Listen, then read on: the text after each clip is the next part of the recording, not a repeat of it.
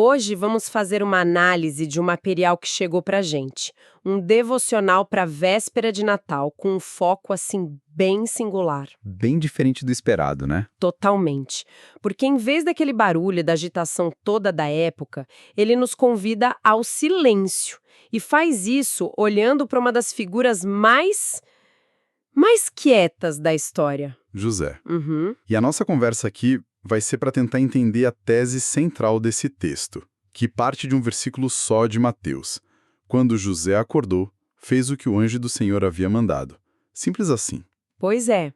A questão que fica é, por que uma figura tão central quase não tem falas registradas? O que esse silêncio significa de verdade? Essa é a grande pergunta. E o material já começa mergulhando nisso com um contraste que eu achei fascinante.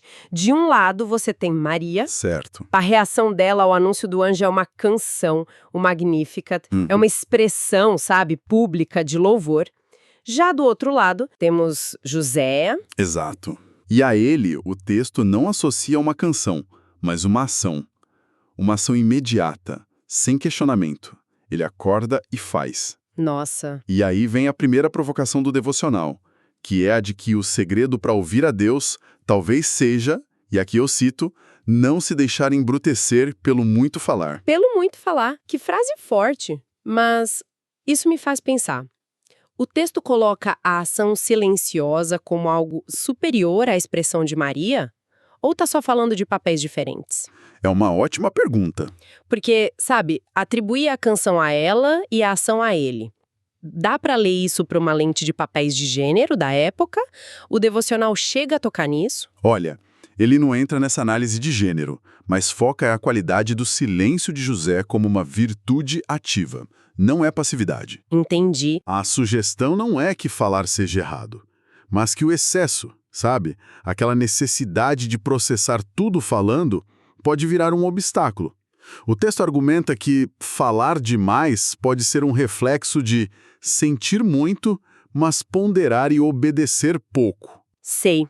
Então, para José, a instrução era tão clara que não precisava de debate. Exatamente. A resposta dele foi a própria ação. É nesse ponto que o devocional diz que a maturidade se mostra. Na prática, não no discurso sobre ela. E isso leva a outro ponto que o texto destaca. O José não se vitimiza, né? Ele não reclama da tarefa que era, convenhamos, monumental. Nenhuma condição. Ele simplesmente age. Mas aí fica a dúvida. Esse tipo de obediência imediata, esse silêncio, não pode ser confundido com fraqueza ou até falta de senso crítico em outras situações? Como que o texto diferencia esse silêncio sábio de um silêncio, digamos, problemático? O texto se antecipa a isso e faz uma comparação que é, sim, crucial com outra figura da Bíblia. Quem? Zacarias, o pai de João Batista. Lembra dele? Claro que duvidou e ficou mudo. E isso, o silêncio dele foi uma punição, algo imposto de fora. Já o silêncio de José, segundo o texto, foi voluntário, foi uma escolha. Ah, essa é a virada. Não foi imposto, foi escolhido. Exato. Foi uma disciplina que aguçou a capacidade dele de ouvir, de ter uma fé mais perceptiva.